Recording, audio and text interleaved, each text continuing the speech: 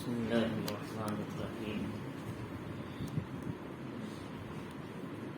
نون والقلم وما يسطرون ما أنت بنعمة ربك بمجنون وإن لك لأجرا غير ممنون وإنك لعلى خلق عظيم.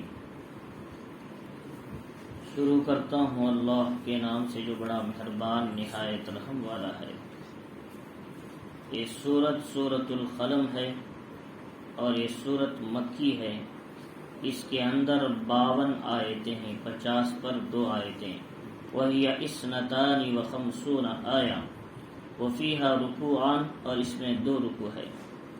اس سورت کے وہ اللہ تعالیٰ نے سورہ قلم نام دیا کیونکہ اللہ تعالیٰ نے تقدیر کے لکھنے والے قلم کی قسم کھائی ہے. اللہ تعالیٰ نے سب سے پہلے چیزوں میں جن کو بنایا وہ قلم ہے، قلم لکھنے کا قلم. اور قلم کی بڑی قدر کرنی چاہیے. انسانوں کی تقدیر قلم سے لکھی گئی ہے. اب فرمایا کہ اللہ تعالیٰ نے سب سے پہلے جب قلم کو پیدا کیا تو حکم دیا لکھ، اکتب، لکھتے جا. اس نے کہا ما اکتب، میں کیا لکھوں؟ فرمایا اکتب تقدیرا کائنا و یکونا، کہ لکھتے جا جو گزرنے والا ہے، جو آئندہ گزرے گا، ان سب کو لکھتے چلا جا. تو قلم لکھتے گیا اور جو کچھ ہونا تھا یا ہوگا آئندہ وہ ساری تفصیل قلم لکھتا گیا. یہ ہے تقدیری قلم جسے کہا جاتا. یہ قلم ہے کہ معمول ہم جو لکھتے ہیں کتابت وغیرہ، یہ قلم بھی کیا ہے، عظمت والی چیز ہے.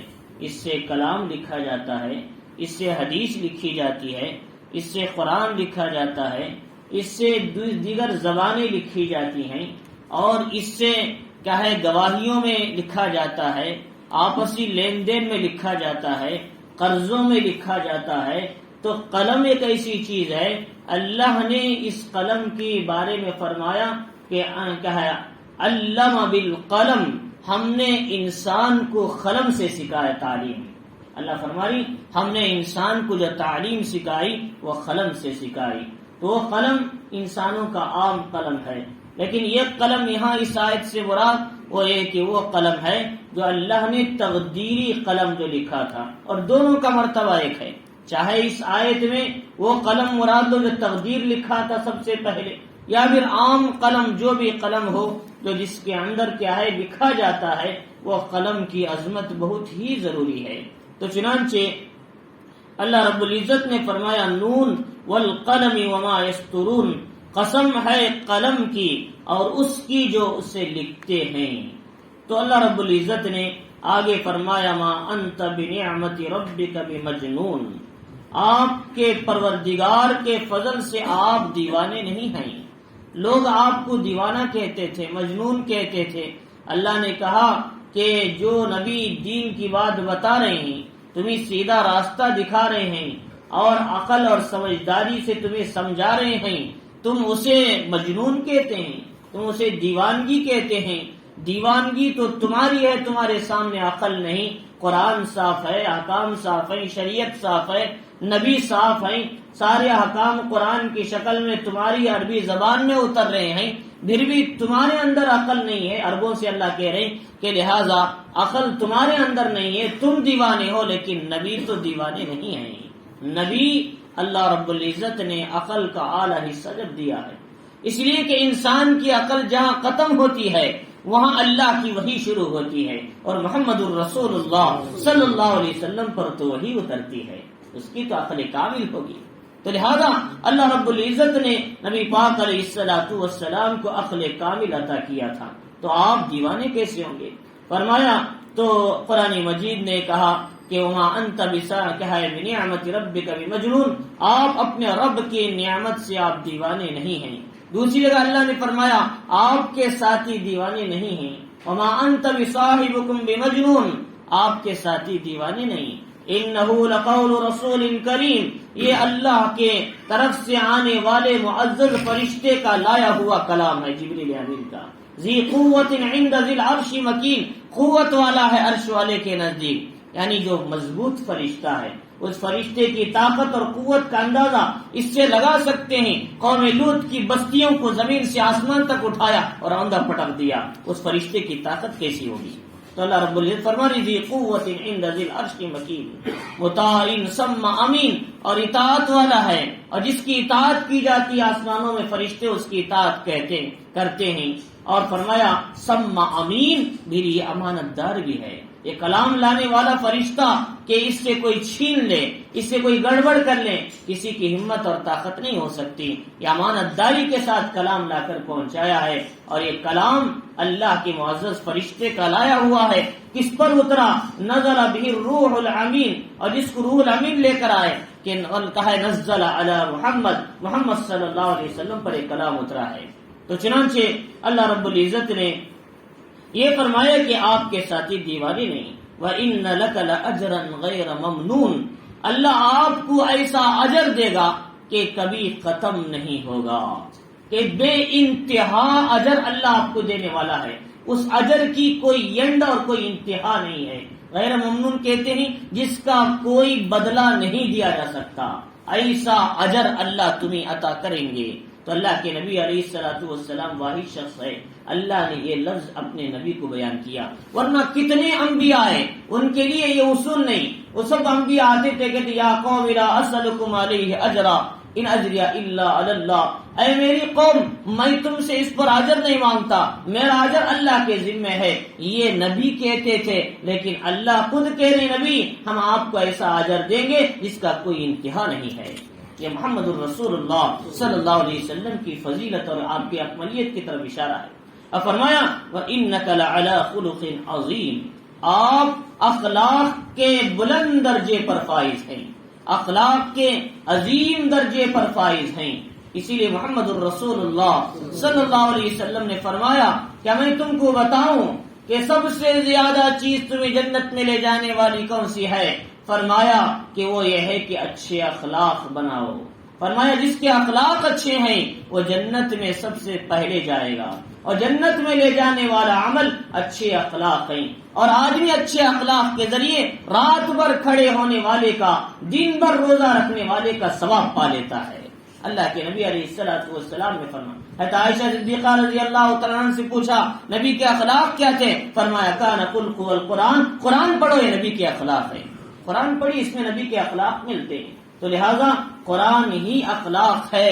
نبی کی 24 گھنٹے کی زندگی، آپ کھاتے کیسے تھے، پیتے کیسے تھے، معاشرے میں کیسے، بیویوں کے ساتھ کیسے رہتے تھے، دعوت کا انداز کیا تھا، طریقہ کار کیا تھا، آپ اپنے گھر والوں میں کیسے رہتے، پورا قرآن کھول کھول کر بیان کر رہا ہے. کبھی اٹھاؤ سورۃ الاحزاب، کبھی اٹھاؤ کہ سورۃ التحریم، اور کتنی ایسی سورہ نساء، سورہ بقرہ اور کئی صورتیں ایسی جو مسلم پرسن اللہ کے اصول اسی سے نکالے گئے. فرمایا ان صورتوں میں نبی کی پوری زندگی پیش کی گئی ہے. تو چنانچہ اور واحد نبی ہیں، اللہ نے نبی کے ہر عضو کا قرآن میں ذکر کیا ہے.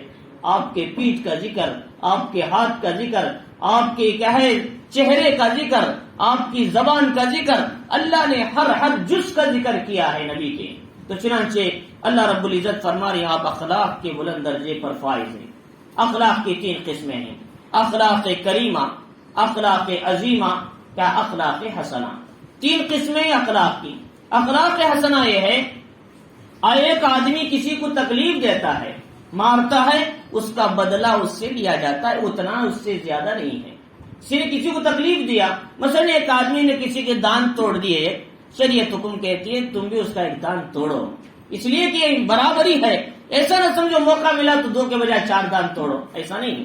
تو لہذا جتنا تم سے بدلہ لیا گیا اتنا ہی یہ تمہیں بدلہ لینے کی اجازت، یہ اخلاق حسنہ ہے.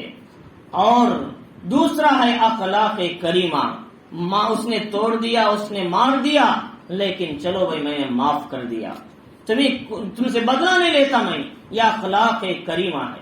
یہ ہے اخلاق عظیمہ کہ مار بھی کھائیں گے اور نقصان بھی ہوگا، پھر سامنے والی کو دعائے خیر بھی دیں گے. یہ محمد الرسول اللہ صلی اللہ علیہ وسلم کے اخلاق عظیمہ تھے. اور آپ نے طائف میں مار کھا کر کیا دعا دی؟ اللہم اہد قومی فانہم لا یعلمون.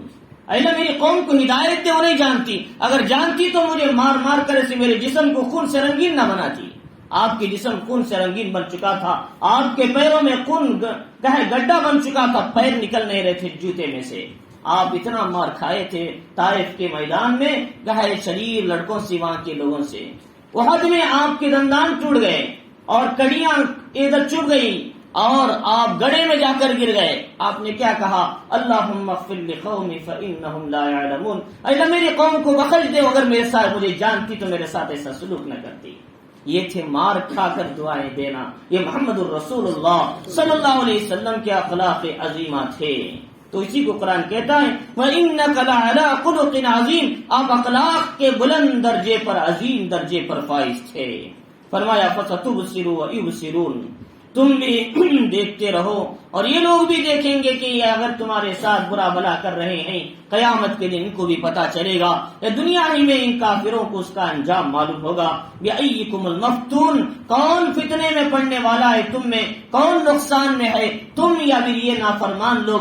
اللہ تعالیٰ دنیا میں بھی بتائیں گے، آخرت میں بھی بتائیں گے۔ چنانچہ جو لوگ نہیں مانے، عتبہ، شیبہ، ولید اور ابو جہل، کیا ہے امیہ، یہ سب کے سب بدر کے دن گڑھے میں مر کر پڑے تھے، ان کو اللہ نے انجام سمجھا دیا۔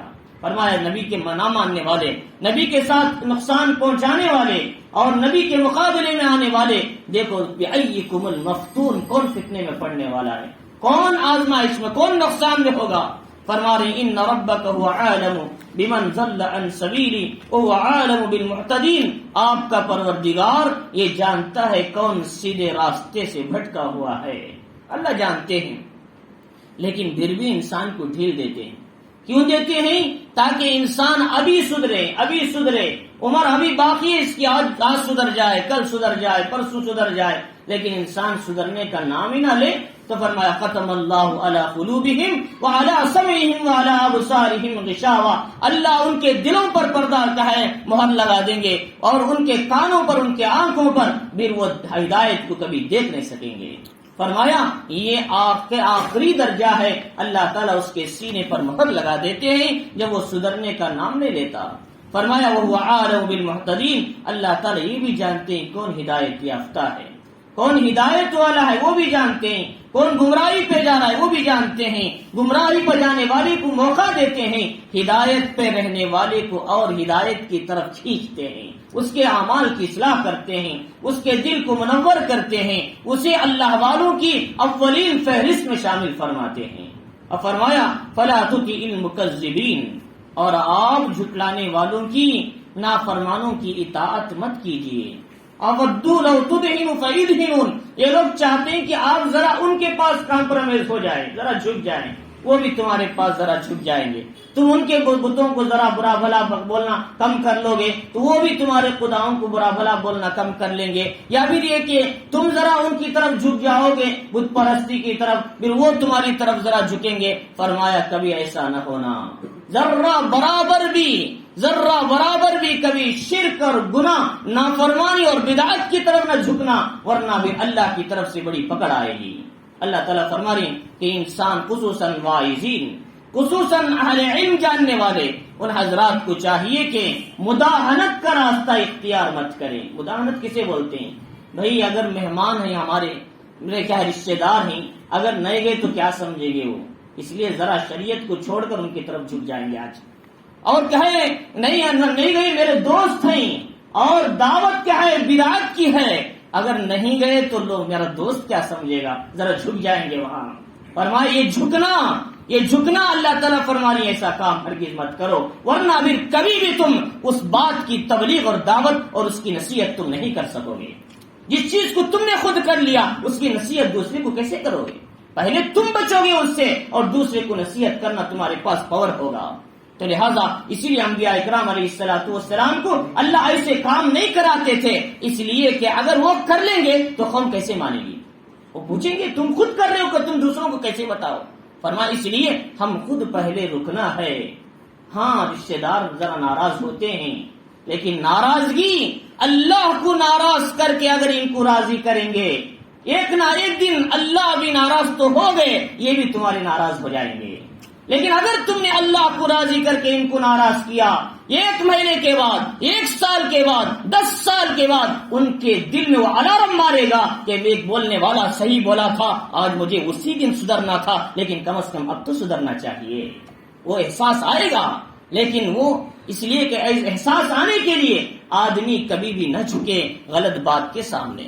فرمایا اس لیے ہمیں چاہیے کہ حدیث شریف میں آتا ہے جو آدمی مخلوق کو راضی کرنے کے لیے اللہ کو ناراض کرتا ہے، اللہ مخلوق کو بھی اسے ناراض کرا دیتے ہیں، لیکن جو آدمی اللہ کو راضی کرتا ہے مخلوق کو ناراض کر دیتا ہے، لیکن تھوڑی دیر کے لیے اللہ کے حکم کے خاطر اللہ تعالیٰ بھی اس سے راضی تو ہے ہی اور مخلوق بھی اس سے راضی ہو جاتی ہے۔ تو لہذا اس لیے کہ لا معصیتا لا طاعت فی معصیت الخالق، خالق کی نافرمانی کیا ہے مخلوق کو راضی کر کے جائز نہیں ہے۔ یہ اللہ کے نبی علیہ الصلوۃ والسلام نے فرمایا، اس لیے فرما رہی کہ مداہنت مت اختیار کرو، کہ اگر مداہنت کریں گے تو تم کبھی بھی امت کی اصلاح نہیں کر سکو گے۔ فرمایا ولا تطیع کل حلاف مہین، لیکن مداہنت نہ کرنے میں یہ مسئلہ ہے کہ آدمی سامنے والے کو نرمی سے سمجھائیں، اسے قریب کریں اور اسے بات بتائیں، اور اتنا بتائیں کہ ایک دن اسے خود سمجھ میں آئے کہ میں جو کر رہا ہوں غلطی ہے۔ وہ دعوت دیتے رہیں، اسے چھوڑے نہیں، وہ کنٹینیو کریں اسے۔ اور فرمایا ولا تطیع کل حلاف مہین، فرمایا کہ ہر قسم کھانے والے اور بہکے ہوئے شخص کی اطاعت مت کریں جو کیا ہے عیب جوئی کرتا ہے، حماز مشاء بنمیم، اور فرمایا کہ اسی طریقے سے کیا ہے چغلی کرنے والا، عیب جوئی کرنے والا، سیدھے راستے سے اچھے راستے سے روکنے والا، گناہ میں ظلم میں آگے بڑھنے والا، اور غرور متکبر ہے، بعد ذالک زنیم، اور بے نسب شخص ہے، اور اس کے کیا ہے اطاعت مت کیا کیجیے۔ اتنے صفات کس کے ہیں؟ عیب جوئی کرنے والا، اور کیا ہے غرور کرنے والا، اور بے نسبی انسان، اور کیا ہے دوسرے کو تانا دینے والا، اور فرمایا جھٹلانے والا، قسمیں کھانے والا، بہکنے والا سیدھے راستے سے۔ یہ کس کے صفات ہیں؟ فرمایا ولید ابن مغیرہ کے صفات ہیں۔ ولید ابن مغیرہ ایک آدمی گزرا ہے، بہت بڑا کافر تھا، اللہ کے نبی علیہ السلام کے زمانے میں یہ پورے کافروں کا سردار کہلاتا تھا، تکلیف بہت دیتا نبی کو۔ فرمایا کہ ولید ابن مغیرہ جب پیدا ہوا 18 سال تک اس کا باپ خود اسے اپنا بیٹا قرار نہیں دیا، 18 سال کے بعد کہا یہ میرا بیٹا ہے مجبوراً۔ تو ایسے اللہ فرماری وہ بے نسب ہے، اس کے نسب کا اعتبار نہیں، اور ایسے انسان کی اطاعت مت کیا کیجیے۔ تو لہذا اس لیے فرمایا اللہ رب العزت جب کسی کے بارے میں بول رہے ہیں تو سمجھو کہ وہ انسان کس طرح گرا ہوا انسان ہوگا۔ اللہ کے نبی سے کہا جا رہا ہے کہ تم ان کی باتوں میں ہرگز نہ آنا۔ ایک بات ہے کہ حقیقت کو واضح کرنا، حقیقت کو واضح کرنا ایک ہے، غیبت کرنا ایک ہے۔ حقیقت کو واضح اس لیے کرنا تاکہ لوگ گناہ سے بچیں، یہ جائز ہے، غیبت نہیں ہے۔ لیکن اگر ایسی چیز ہے اس سے گناہ سے بچنے کا یا ملے کہ ایسا کوئی موقع نہیں ہے، ایسا خامخواہ دوسرے کو اچھالنا غیبت ہے۔ لیکن یہاں مسئلہ حقیقت سے آگاہ اس لیے کیا جا رہا تاکہ تم ان کی اطاعت مت کرو، ان کے پیچھے مت چلو، اس لیے حقیقت سے آگاہ کیا جا رہا ہے، یہ غیبت میں شامل نہیں ہے۔ اور اس کے بعد فرمایا کہ اذا تتلی علیہ آیاتنا، اور فرمایا ان کان ذا مال و بنین، اور مال والا بھی ہے، اولاد والا بھی ہے، لیکن اس کا یہ مطلب نہیں کہ مال اور اولاد کا ہونا یہ صرف اس کے غلط باتوں پر بھی اطاعت کر لے۔ اذا تتلی علیہ آیاتنا قال اساطیر الاولین، جب ہماری آیتیں اس کے سامنے پڑھ کر سنائی جاتی ہیں تو کہتا ہے یہ پہلے والوں کی قصے کہانیاں ہیں۔ یہ کلام قصے کہانی تھوڑی ہے کہ ہر آدمی اپنی ناول لکھ سکتا ہے، ہر آدمی اپنی کہانی لکھ سکتا ہے۔ کسی کے اندر ہمت ہے تو لا کر دکھاؤ، قرآن مجید کی ایک آیت ڈپلیکیٹ بنا کر پیش کریں، ہرگز نہیں پیش کر سکتا۔ ایک جرمن میں ایک بہت بڑا آدمی تھا، اس نے کانٹریکٹ لیا میں پورا قرآن ڈپلیکیٹ بناؤں گا، 6 مہینے لگ گئے، صرف ڈپلیکیٹ بسم اللہ نہیں بنا سکا۔ اس کے ناخن بڑھ گئے تھے، اس کے بال کالے ہو گئے تھے، وہ بڑا گندا بن چکا تھا۔ پوچھا کیوں ایسا ہو گیا؟ اس لیے کہ میں سوچتے میں دیوانہ ہو گیا، لیکن کلام کا ایک جملہ نہیں بنا سکا میں۔ یہ تھا کلام کے اندر اثر۔ اللہ نے کہا اگر تمہارے اندر طاقت ہے تو قرآن لا کر دکھاؤ اے عربو، تم تو 400 اشعار برمر زبانی تم بولتے چلے جاتے ہو، اور تمہاری زبان کے اشعار چلتے ہیں، عربی دان ہو، ہمت ہے تو لا کر دکھاؤ اسے ایک سورت۔ لاؤ ایک سورہ ہی لاؤ، 10 سورتیں ہی لاؤ، ایک لفظ ہی لاؤ، فلیاتوا بحدیث مثلی، تو فرمایا کسی کے اندر ہمت نہیں تھی۔ تو چنانچہ اللہ تعالیٰ فرما رہی کہ یہ کہتا ہے کہ قصے ہیں، کہانیاں ہیں، افسانے ہیں، اور یہ کلام اتنا عظمت والا کلام ہے، یہ خود نبی کا وہ معجزہ ہے۔ ہر نبی آتے تھے وہ معجزہ ان کے ساتھ ختم ہو جاتا تھا، لیکن محمد الرسول اللہ صلی اللہ علیہ وسلم کا وہ زندہ معجزہ ہے۔ نبی آئے اور نبی کا معجزہ آج تک ہمارے سامنے موجود ہے، ہم اسے پڑھتے ہیں، اسے یاد کرتے ہیں، اس کے ترجمے کو سمجھتے ہیں، اس کے مطالب کو امت میں بیان کرتے ہیں اور اس کے اوپر زندگی گزارنے کی کوشش کر رہے ہیں۔ یہ معجزہ آج تک موجود ہے، یہ نبی کا زندہ معجزہ ہے۔ اور فرمایا سنسمہ علی الخرطوم، اور اس کی ناک کیا ہے، سونڈ کی طرح ہے، ہاتھی کی جو سونڈ ہوتی ہے، فرمایا اس طرح اللہ تعالیٰ نے اس کی تشبیہ دیا۔ فرمایا انا بلوناہم کما بلونا اصحاب الجنہ، اور ہم نے ان کو بھی آزمایا جیسا کہ کیا ہے اصحاب الجنہ کو آزمایا تھا، یعنی ان کو کیا ہے ہم نے عذاب دیا، یعنی پکڑا ان کو بھی جیسا کہ اصحاب الجنہ کو ہم نے کیا ہے آزمایا تھا اور پکڑا تھا۔ کیسے پکڑا؟ جب کفار نہیں مانے عرب کے اندر، اللہ کے نبی نے دعا کیا اے اللہ ان پر قحط سالی کو ڈال دے۔ جب قحط سالی آئی، فرمایا 7 سال تک وہ ماحول تھا عربوں کے اندر، وہ مردہ اور ہڈیاں کھانے پر مجبور ہو گئے، ان کو کھانے تک نہیں ملتا تھا، یہ حال آ گیا۔ چنانچہ اللہ تعالیٰ نے ان کے جھٹلانے کا عذاب ان کو سمجھایا۔ اور دوسری بات یہ ہے اللہ تعالیٰ نے پھر باغ والوں کا واقعہ بیان کیا، جیسے باغ والوں کو ہم نے آزمایا تھا، ایسے ان کافروں کو کفار مکہ کو بھی ہم نے آزمائش میں ڈالا اور آزمایا اور ان کی پکڑ کی۔ کئی باغ والوں سے کون مراد ہیں؟ فرمایا یمن کے اندر ایک صنعاء یمن، ایک ہے کیپٹل سٹی، یمن کا کیپٹل سٹی صنعاء یمن، اس سے 7 کلومیٹر کے فاصلے پر یا 8 یا 10 کلومیٹر کے فاصلے پر ایک باغ تھا نیک آدمی کا، جس کو سروان کہا جاتا تھا۔ جس آدمی کا نام تھا سروان، یہ بڑا نیک آدمی تھا۔ اس کی عادت یہ تھی یہ باغ کے اندر جو پھل گر جاتے تھے ان کو کاؤنٹ نہیں کرتا تھا، اور جو کینچی میں کٹ کرتے تھے پھل، ان پھلوں میں جو بچ جاتے تھے جو کاٹنے کے بعد ان پھلوں کو بھی نہیں لیتا تھا، اور بعد میں غریبوں سے کہتا جاؤ یہ سارے پھل تم استعمال کر لو۔ اتنا نیک آدمی تھا، اور نیچے جو بھی پھل گر جاتا کہتا اسے مت چھیو، جو تم نے توڑا ہے وہ صرف بیچو، جو جتنے نیچے پڑ گئے ہیں یا پھر درخت کے اندر بچ گئی تمہارے توڑنے کے بعد یہ سارے کے سارے غریبوں میں تقسیم کر دو۔ اس کے مال کا آدھا حصہ صرف غریبوں میں چلے جاتا تھا۔ اور یہ اصول بھی ہے، جس کے پاس کھیت ہے اگر وہ اپنے پانی سے سیراب کر رہے ہیں، اپنے پانی سے بورویل سے کسی کا کھیت ہے سیراب کر رہے ہیں، فرمایا 20واں حصہ نکال کر غریبوں میں تقسیم کرنا اس پر واجب ہے۔ 20واں حصہ 20% نکال کر پورے مال کو کیا ہے 20 حصوں میں تقسیم کرو، ڈیویڈنڈ ان 20۔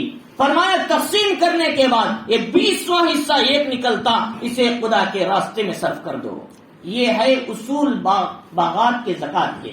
اور فرمایا اگر تم اپنے بورویل سے سیراب نہیں کر رہے، آسمان کے بارش سے سیراب ہو رہا ہے، ایسی صورت میں تو تمہیں حکم یہ ہے کہ 10واں حصہ نکال کر پورے مال کا اناج کا غریبوں میں تقسیم کرنا واجب ہے۔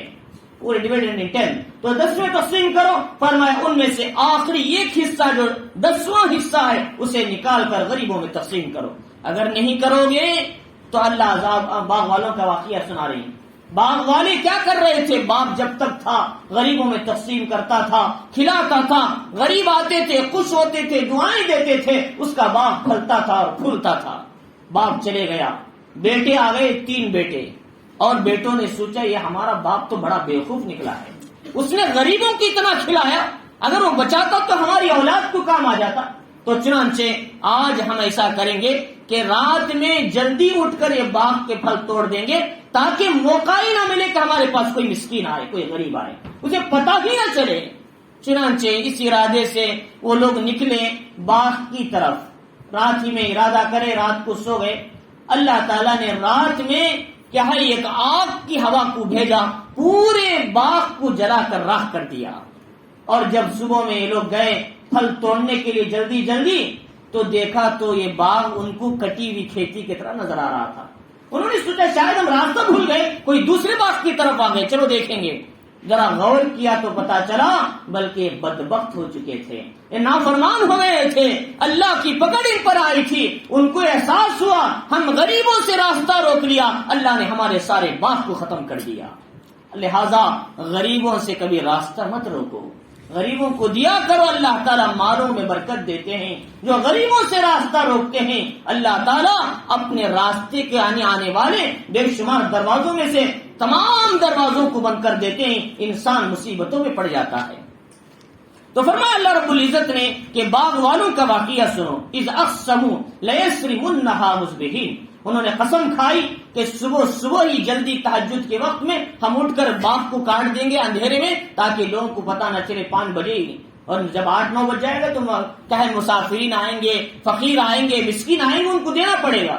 ولا یستثنون، اور انہوں نے بڑی غلطی یہ بھی کیا کہ انہوں نے انشاءاللہ بھی نہیں کہا، حالانکہ چاہے تو انشاءاللہ کہنا تھا، کل کریں گے ہم یہ کام، ہر کام کو انشاءاللہ بولو، اللہ تعالیٰ ہمارے کاموں کو بنائیں گے۔ انشاءاللہ نہیں بولیں گے تو فرمایا ہم کو کیا چھوڑیں گے، اللہ نبی کو بھی نہیں چھوڑا اس مسئلے میں۔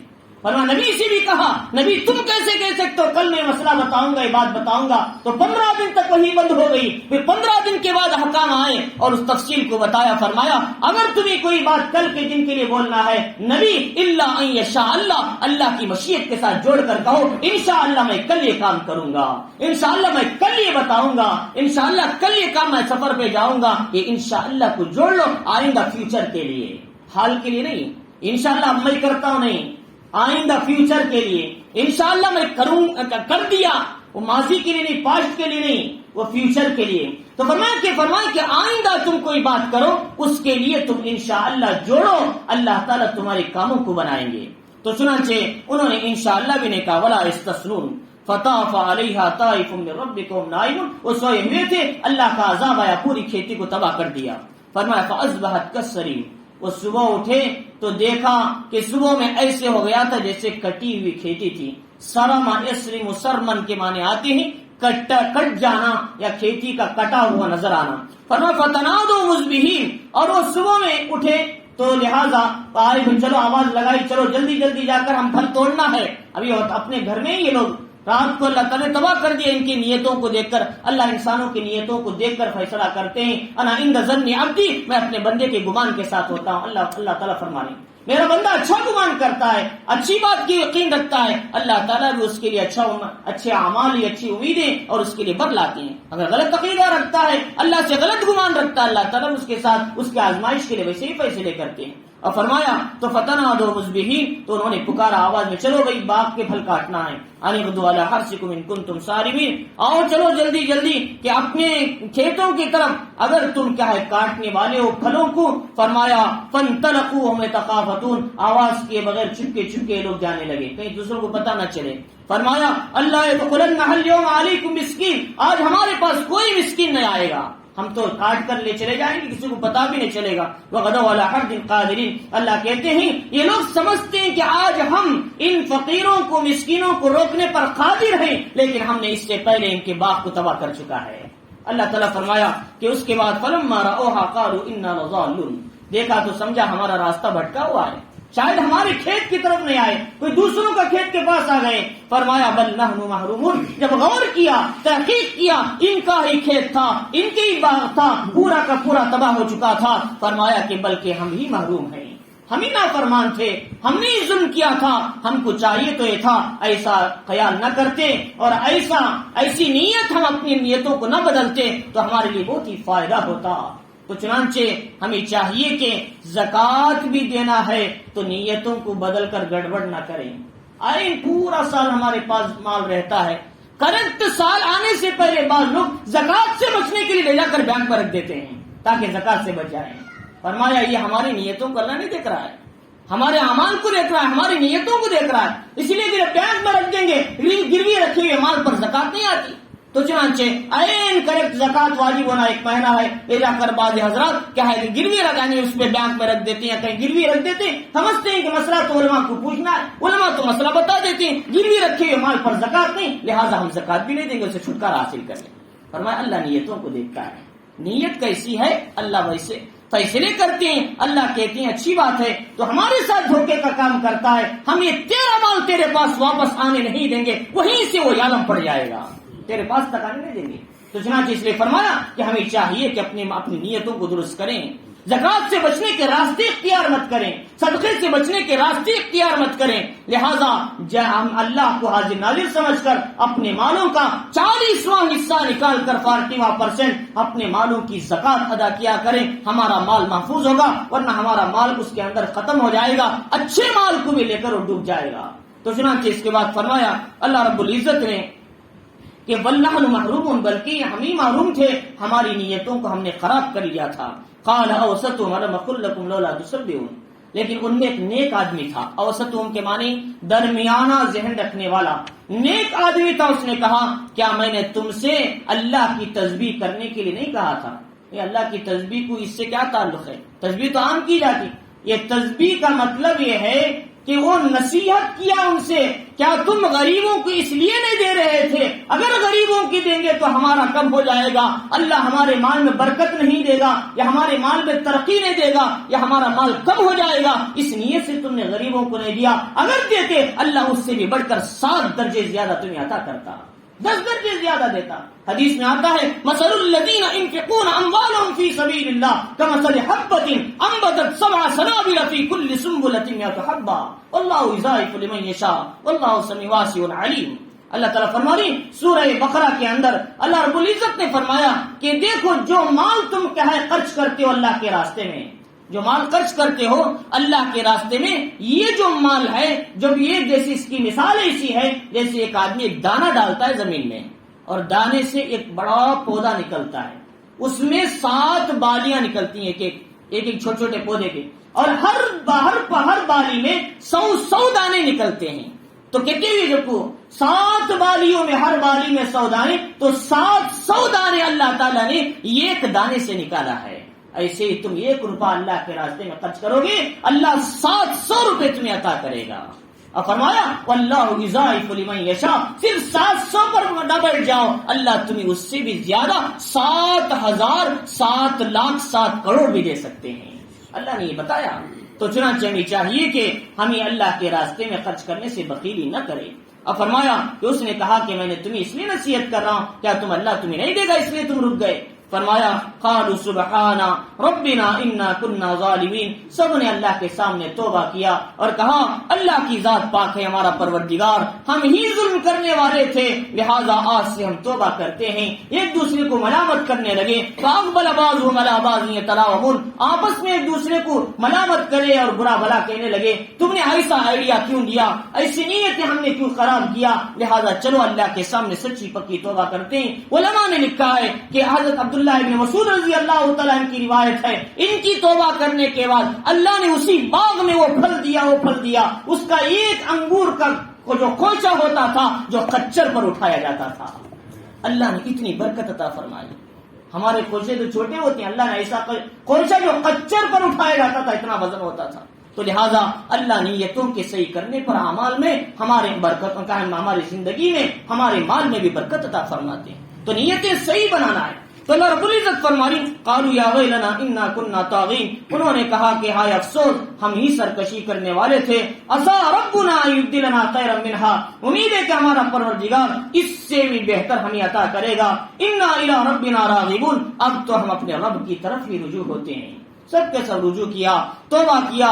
اللہ تعالیٰ فرمانی كذلك العذاب، یہ عذاب کا طریقہ ہے ہمارا دنیا کا، دنیا میں عذاب کا طریقہ ایسا ہے، کبھی کفار کو قحط ڈال دیتے ہیں، کبھی باغ والوں کے باغ کو جلا کر ختم کر دیتے ہیں، یہ عذاب ایسا دنیا کے اندر، اور دوسرے قوموں کو بھی ایسا ہی عذاب آیا، قوم عاد کو آیا، قوم سمود کو آیا، قوم نوح کو آیا، قوم لوط کو آیا، قوم شعیب کو آیا، مختلف انداز سے دنیا میں ان پر بھی عذاب آئے، اور یہ ایسے ہی عذاب ہم پہلے قوموں کو بھی دیا، لیکن یہ تو دنیا کا عذاب تھا، وَلَعَذَابُ الْآخِرَةِ أَكْبَرُ، لیکن آخرت کا عذاب اس سے بھی بڑا ملتا ہے اگر نہیں مانے، توبہ نہیں کیا تو اس سے بھی سخت عذاب ہے آخرت کا۔ فرمایا کہ جہنم کے اندر انسان جب جلے گا، جلتے جلتے جلتے جسم اس کا جو یہ کندھے سے یہ گردن تک کا حصہ ہے کئی کلومیٹر کا فاصلہ بن جائے گا، اس کا جسم اتنا کھینچا جائے گا، جل گا، پھر صحیح کریں گے، پھر جلے گا. کلما نضجت جلودهم بدلناهم جلودا غیرها لیذوقوا العذاب. جب بھی چمڑا جل جائے گا، جھلس جائے گا، پھر نیا چمڑا چڑھائیں گے، پھر سزا دیں گے، پھر جھلسے گا، پھر نیا چمڑا چڑھائیں گے، سزا دیں گے. فرماتی ہوں اس کی جو داڑھ ہے یہ پہاڑ کی طرح بن جائیں گے. دیکھنے میں یہ بڑا بھوت نظر آئے گا، یہ جہنم میں جلنے کا عذاب ہے. تو لہٰذا یہ میں نہیں کہہ رہا، حدیث شریفہ اٹھا کر دیکھ سکتے ہیں. تو چنانچہ اس لیے فرمایا کہ ان المتقین عند ربهم جنات النعیم. اللہ کا اصول ہے جب بھی کافروں کی بات فرماتی ہیں اللہ ایمان والوں کے اصول بھی سمجھاتے ہیں. ایمان والوں کے لیے خوشخبریاں بھی سنا. قرآن صرف وعیدوں سے نہیں بھرا ہے. وعید کا معنی ڈرانا، وعدوں سے بھی قرآن بھرا ہے. وعدے کے معنی خوشخبری سنانا. اللہ نے کیا کیا خوشخبریاں قرآن میں سنائے. کبھی سورۃ الواقعہ پڑھو، اللہ کی خوشخبری جنت کے لیے کیسی ہے. کبھی آدمی کیا ہے اسی طریقے سے سورہ رحمان پڑھو، اللہ نے کیسی جنت والوں کی خوشخبری سنائی. اللہ صرف وعیدیں نہیں سناتے، نہیں ڈراتے، بلکہ وعدے بھی سناتے ہیں. اگر وعید دیکھنا ہے سورہ دخان پڑھو، اللہ جہنم والوں کو کیا سزا دیتے ہیں. اور وعدے دیکھنا ہے سورہ رحمان پڑھو، اللہ رب العزت کیسے جنت والوں کو وعدے کیے ہیں. تو فرمایا اللہ رب العزت فرما رہی کہ ان للمتقین عند ربهم جنات النعیم، کہ متقیوں کے لیے ان کے رب کے پاس کیا ہے نعمتوں والی جنت ہے. جنت کی کئی قسمیں ہیں. ایک جنت النعیم ہے، ایک جنت الخلد ہے، جنت الماوا ہے، جنت الفردوس ہے، کیا ہے دار الخلد ہے. کئی جنتیں ہیں. تو لہذا ان جنتوں میں سے اللہ جنت النعیم عطا فرمائیں گے. جنت النعیم اس میں صرف نعمتیں ہی نعمتیں ہوں گے. آدمی ایک نعمت ختم نہیں ہوگی، دوسری نعمت کی ابتدا شروع ہو جائے گی. اللہ ایسی نعمتیں جنت والوں کو عطا کریں گے. افنجعل المسلمین کالمجرمین، کیا ہم مسلمانوں کو مجرموں کو ایک صف میں کھڑا کریں گے؟ ایسا نہیں. اللہ کہیں گے قیامت کے دن وامتازوا اليوم ایھا المجرمون، اے مجرموں آج ایمان والوں سے تم الگ ہو جاؤ، تمہاری صف الگ بنا لو، چلو تمہارا حساب آج ہوگا. اللہ مجرموں کو اتنی پوری انسانیت کے سامنے اٹھا کر کھڑا کریں گے، جاؤ تم الگ بن جاؤ. تو چنانچہ وہ ان کی جماعت الگ بن جائے گی، نافرمانوں کی، گنہگاروں کی، اور کیا ہے اللہ کے حکموں کی اطاعت کرنے کے بجائے نافرمانی کرنے والوں کی. سارے مجرم ایک طرف ہو جائیں گے اور ایمان والوں سے کہا جائے گا تم جنت میں بغیر حساب کتاب کے جاؤ. تو ان میں متقی حضرات سب سے پہلے جائیں گے جن کے چہرے 14ویں رات کی چاند کی طرح چمک رہے ہوں گے. ورنہ یہ سب سے پہلے جانے والی جماعت ہے. تو کل قیامت کے دن مجرموں کو الگ کیا جائے. اللہ فرما رہی کیا مسلمانوں کو مجرموں کو ایک بنائیں گے؟ ایسا نہیں. مسلمانوں کو جنت دیں گے، مجرموں کو الگ کر کے ان کو عذاب دیا جائے گا. ورنہ سب کو ایک دے دیں گے یا پھر سب کو چھوڑ دیں گے تو اللہ کا اصول کیسے باقی رہے گا؟ اللہ نے اسی لیے کہا تھا میں نے تمہیں دنیا میں اختیار دیا، تم چاہے تو اچھا راستہ اختیار کرو، چاہے تو غلط راستہ اختیار کرو. دونوں راستے میں نے تمہارے سامنے ڈال دیا. یہ خیر کا راستہ ہے، یہ شر کا راستہ ہے. تم جو راستہ اختیار کرو گے ویسا انجام تمہیں ملے گا. خیر کا راستہ اختیار کرو گے تو جنت ملے گی، شر کا راستہ اختیار کرو گے تو تمہیں دوزخ ملے گی. تمہارا انجام تمہیں مل جائے گا. تو اللہ تعالیٰ فرما رہی کہ ان لکم فیہ لما تخیرون. اللہ رب العزت فرما رہی کہ ما لکم کیف تحکمون، کہ تم کیسے فیصلہ کرتے ہو کہ ہم تو جنت میں جائیں گے اور کیا ہے، کیا تمہارے پاس کوئی کتاب ہے جسے تم پڑھتے ہیں کہ اس میں تمہارے لیے اختیار دے دیا گیا یا لکھ کر دے دیا گیا؟ ام لکم ایمان علینا بالغۃ الی یوم القیامہ، یا ہم نے تم سے کوئی قسم لی ہے کہ چلو بھائی قیامت تک ہم تمہیں کیا ہے موقع دیتے ہیں، ڈھیل دیتے ہیں، تم جو چاہے کرو، ہم تمہیں جنت پھر بھی دیں گے. ایسا کوئی تمہارے پاس لکھا ہوا کاغذ ہے؟ ایسی کوئی بات نہیں. ہم نے ایسا کاغذ تو محمد الرسول اللہ صلی اللہ علیہ وسلم کو نہیں دیا اور تم کو کیسے دیں گے؟ ایسا کاغذ تو ہم نے ان کو نہیں دیا، اللہ والوں کو نہیں دیا، انبیاء کو نہیں دیا، صحابہ کو نہیں دیا، اور تم کو ایسا کاغذ کیسے دیں گے؟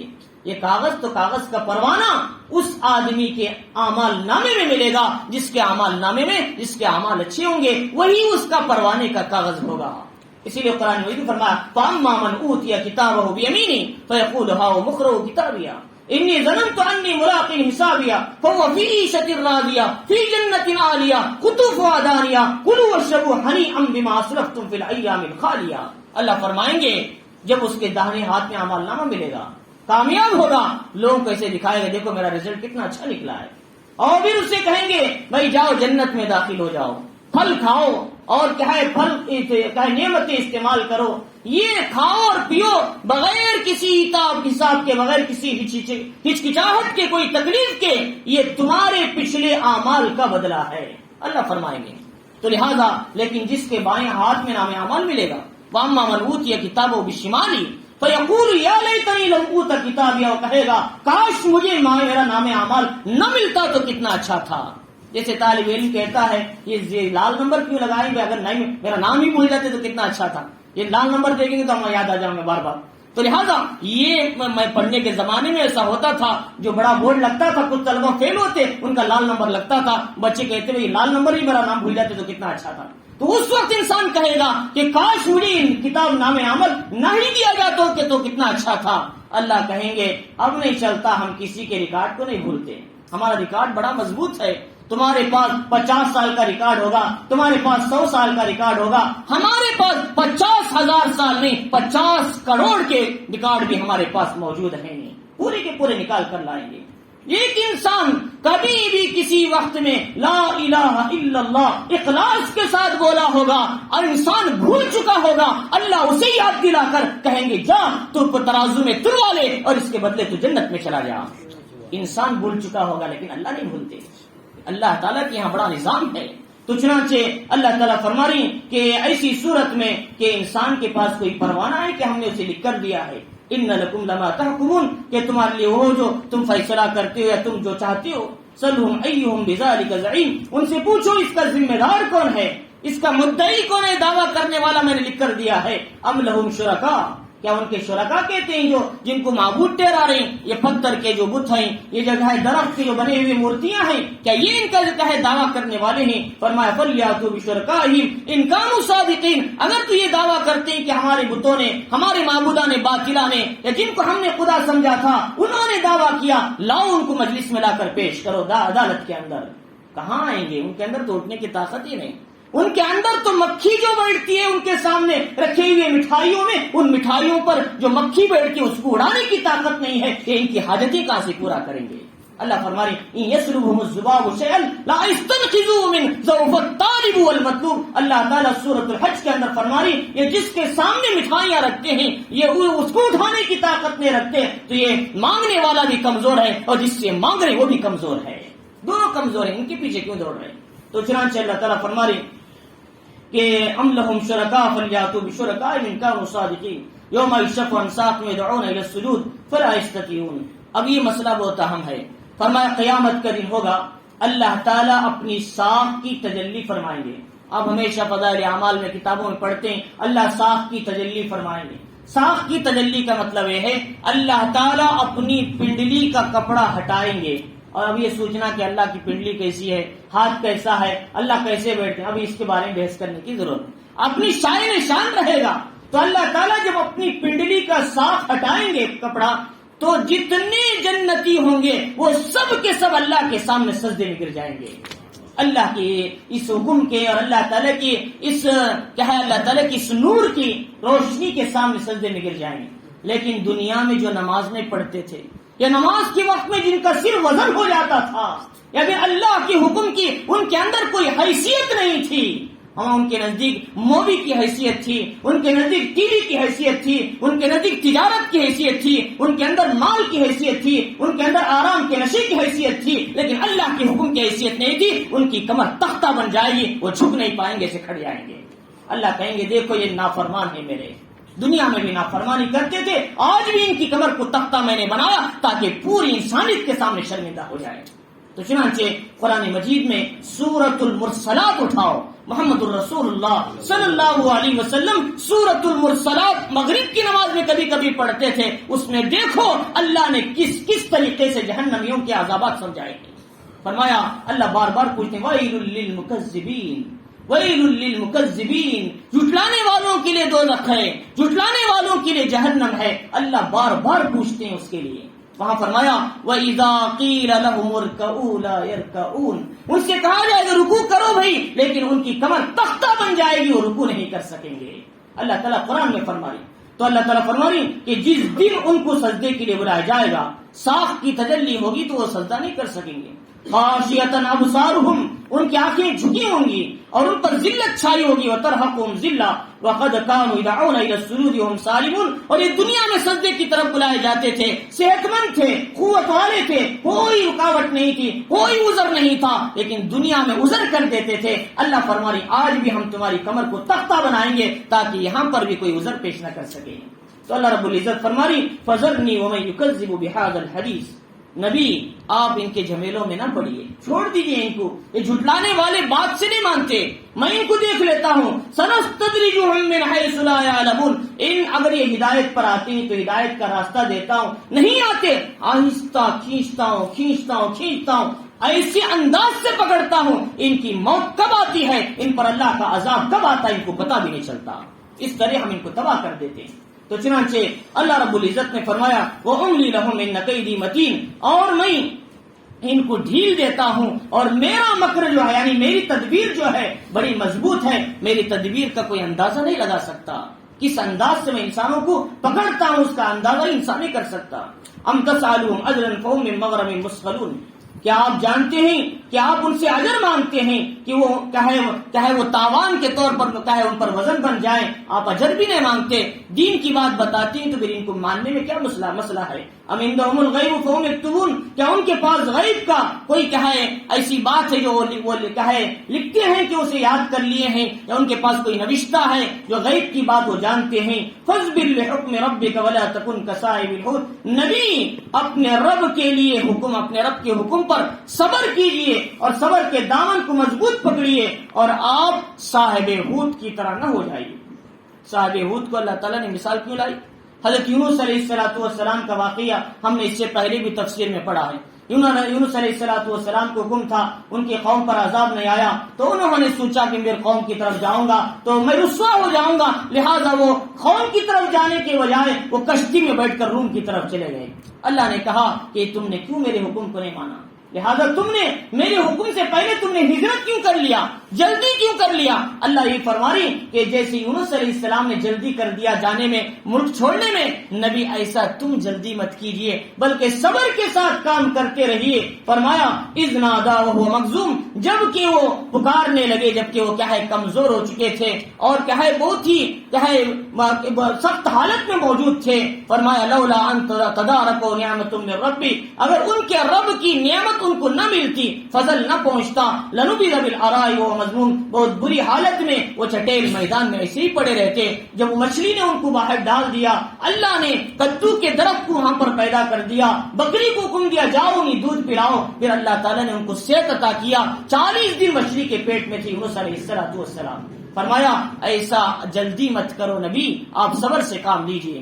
فاجتباہ ربہ فجعلہ من الصالحین، لیکن ان کی آزمائش کے بعد پھر ان کو چنا، پھر ان کو نبی بنایا، پھر ان کو نیکوکاروں میں سے بنایا. لہذا تم ایسی جلدی مت کیجئے. وَإِن يَكَادُ الَّذِينَ كَفَرُوا لَيُزْلِقُونَكَ بِأَبْصَارِهِمْ، اور قریب ہے کہ کافر لوگ کہیں اپنی تیز نگاہوں سے آپ کو پھسلا دیں. فرمایا لما سمعوا الذکر، جب یہ نصیحت کی بات سنتے ہیں، وَيَقُولُونَ إِنَّهُ لَمَجْنُونَ، وہ کہتے ہیں تو یہ تو دیوانہ ہے اور آپ سے اس بارے میں ایسی بات کرتے ہیں. وما هو الا ذکر للعالمین، یہ کلام دیوانے کا نہیں، یہ کلام شاعر کا نہیں، یہ کلام کاہن کا نہیں، یہ کلام بلکہ نصیحت ہے پوری انسانیت اور عالم والوں کے لیے.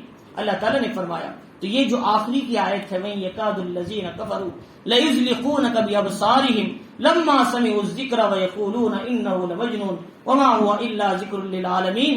جس کسی کے سر میں درد ہو، نظر لگ جائے، پریشان ہو، کالا دھاگا مت ڈالو، اس آیت کو 7 مرتبہ میں پکڑ کے دم کرو، اللہ تعالیٰ اس کے نظر بد کو ختم فرما دیتے ہیں. تو چنانچہ قرآن مجید میں اللہ نے شفا رکھی ہے، یہ میرا نہیں بلکہ ہمارے بزرگوں کا مجرب عمل ہے. تو چنانچہ نظر کے لیے کالا دھاگا بھی مت باندھو، اور کالے دھاگے سے کچھ ہونے والا نہیں. اور کان میں بھی بعض بچوں کے کان میں ڈالا جاتا ہے تاکہ نظر نہ لگے، اس سے بھی کچھ ہونے والا نہیں. اور انگلیوں میں کوئی پٹی ڈالتے ہیں کچھ لوگ، فرمایا اس سے بھی کچھ ہونے والا نہیں بلکہ قرآن اللہ کے کلام میں شفا ہے. نبی نے فرمایا 3 چیزوں میں شفا ہے، قرآن میں شفا ہے، شہد میں شفا ہے، ہجامہ جو خون نکالتے ہیں فاسد خون اس کے اندر شفا ہے. لہذا قرآن کو اللہ تعالیٰ فرمائی وَنُنَزِّلُ مِنَ الْقُرْآنِ القرآن ما هو شفاء وهدى ورحمۃ للعالمین. ہم نے کلام کو اتارا، یہ شفا ہے اور ہدایت ہے، عالم والوں کے لیے رحمت ہے کلام. تو چنانچہ ہمیں چاہیے کہ یہ آیت کو پڑھ کر اپنی نظر بد کو دور کریں. چنانچہ کلام مجید کے اندر بڑی برکت ہے. اللہ رب العزت نے ان آیتوں کے اندر پہلی بات تو یہ بتائی کہ آدمی قلم کا احترام کریں. یہ قلم کہ اللہ نے قسم کھائی ہے، یہ قلم جو تقدیر ہم لکھتے ہیں، ہماری تقدیر لکھی گئی، یا پھر ہم جو بھی کلام لکھتے ہیں اسی قلم سے لکھتے ہیں. اور تبلیغ کے 3 راستے ہیں. ایک زبان سے بولنا، ایک کیا ہے آدمی قلم سے لکھنا، ایک ہے اللہ کے راستے میں کیا ہے مجاہدے کا لڑنا. لیکن ان میں سے قلم سے جو بات پہنچائی جاتی ہے بڑی مضبوط بات ہے. لہذا آج ہمارے پاس جو علوم ملے ہیں علماء حقہ کے، وہ اسی قلم سے ملے ہیں. ہم نے انہی کی کتابوں کو پڑھ کر آج ہم تفسیر کر رہے ہیں، انہی کے علوم کو پڑھ کر آج ہم آپ کے سامنے وہ مسائل بیان کر رہا ہوں. ورنہ بھی وہ لوگ نہ لکھتے، وہ لوگ قلم کو نہ چلاتے تو آج ہمارے پاس علم کیسے ملتا. تو چنانچہ قلم کا احترام کرو. جو بھی علم ذرائع ہیں، چاہے پیپر ہو، چاہے قلم ہو، اور چاہے وہ تیلگو زبان ہو، چاہے وہ انگریزی زبان ہو، چاہے وہ ملیالم ہو، چاہے وہ کنڑا ہو، ہر ایک کا احترام کرو. اللہ فرماتے ہیں وَمِنْ آيَاتِهِ خَلْقُ السَّمَاوَاتِ وَالْأَرْضِ وَاخْتِلَافُ أَلْسِنَتِكُمْ وَأَلْوَانِكُمْ. اسی کی نشانیوں میں سے ہے زمین اور آسمان کا پیدا کرنا، اور تمہاری زبانوں کا، تمہارے رنگوں کا الگ ہونا، یہ بھی خدا کی نشانیوں میں سے ایک نشانی ہے. تو چنانچہ یہ زبان جو الگ الگ ہیں یہ بھی اللہ کی نشانی ہے. اگر ایک ہی زبان رکھ دی جاتی تو سب لوگ ایک زبان پہ کیسے فالو ہوتے. اللہ نے ہر ماحول کے لیے ان کی زبانوں سے ان کو آسانیاں عطا کی تاکہ وہاں کے لوگوں کو دین وہاں کے لوگ حساب سے پہنچ سکے. تو چنانچہ اس کے بعد یہ بتایا اللہ رب العزت نے کہ باغ والوں کا واقعہ سمجھایا. لہذا باغ والوں کی طرح ایسی گڑبڑ نہ کرنا، اس لیے اپنی نیتوں کو صحیح رکھنا. اللہ کے لیے غریبوں کو کھلانا پلانا. محمد الرسول اللہ صلی اللہ علیہ وسلم نے ہمیشہ یہ دعا کی تھی اللہم احینی مسکینا وامیتنی مسکینا واحشرنی فی زمرۃ المساکین. اے اللہ جب تک مجھے زندہ رکھے مسکینوں غریبوں کے ساتھ زندہ رکھ، اور جب میں دنیا سے جاؤں غریبوں کے ساتھ مجھے موت عطا فرما، اور جب میں قیامت کے دن اٹھوں تو غریبوں کی فہرست میں کھڑا ہوں. اللہ کے نبی علیہ الصلوۃ والسلام نے فرمایا واحشرنی فی زمرۃ المساکین. تو چنانچہ اس لیے غریبوں کو کبھی نیگلیکٹ مت کرو، ان کو بھی شادیوں میں بلاؤ. اور کہیں آج ماحول ایسا ہے مالدار ہے تو غریب جا کر اسے تو شادی کا رخا دیتے ہیں، غریب ہے تو دوسرے سے دے کر بیچتے ہیں. بھائی آئے تو آئے، نہ آئے تو نہ، اس سے کیا فرق پڑنے کا ہے. لیکن مالدار آ جائے تو ہماری عزت بڑھ جائے گی. محمد رسول اللہ صلی اللہ علیہ وسلم نے فرمایا شر الطعام طعام الولیمہ یدعى فیہا الاغنیاء ویترک فیہا الفقراء. سب سے بدترین کھانا ولیمے کا ہو یا کوئی دینی شریعت کے دعوت کا ہو جس کے اندر صرف مالداروں کو بلایا جائے، غریبوں کو چھوڑ دیا جائے. فرمایا نبی پاک علیہ السلام نے یہ بدترین کھانا ہے، بدترین دعوت ہے. تو چنانچہ غریبوں کو اپنے ساتھ رکھا کرو اور ان کے ساتھ اچھائی کا معاملہ رکھو. اور اس کے بعد یہ بتایا اللہ رب العزت نے کہ ہر انسان کو کیا ہے کوئی نوشتہ لکھ کر ہم نے نہیں دیا کہ تمہارے لیے سہولت ہے، آسانی ہے، تمہارے لیے ذرا ریلیف ہے. ایسا کوئی ریلیف نہیں. ہمارے لیے عمل ہے تو ہماری ریلیف ہے. اگر ہمارے پاس عمل نہیں ہے تو نہ قبر میں ریلیف ہے نہ آخرت میں ریلیف ہے، بلکہ جہنم میں سیدھے پہنچنا پڑے گا. اور اس کے بعد یہ فرمایا کہ تیسری بات یہ ہے اللہ رب العزت نے چوتھی بات یہ بتائی کہ اللہ کے نبی آپ صبر سے کام لیجئے، اور صبر کرنے والوں کے لیے اللہ تعالیٰ بہت ہی بڑا اجر دیتے ہیں. آپ اپنی ذمہ داری کو ادا کیجئے. پانچویں بات یہ بتائی اہم ہے آدمی جو دنیا میں عبادت نہیں کرتے، سر نہیں جھکاتے اللہ کے سامنے، قیامت کے دن پوری انسانیت کے سامنے ذلیل و رسوا ہونا پڑے گا. ان کی کمر تختہ بن جائے گی. لہذا دنیا کی ذلت کوئی نہیں، آخرت کی ذلت اس سے بھی بڑی ذلت ہے. تو چنانچہ ہم سب کو چاہیے قرآن مجید کے احکام کو سمجھے اور ان واقعات سے عبرت لیں. اللہ رب العزت ہمیں اس پر عمل کی توفیق عطا فرمائے.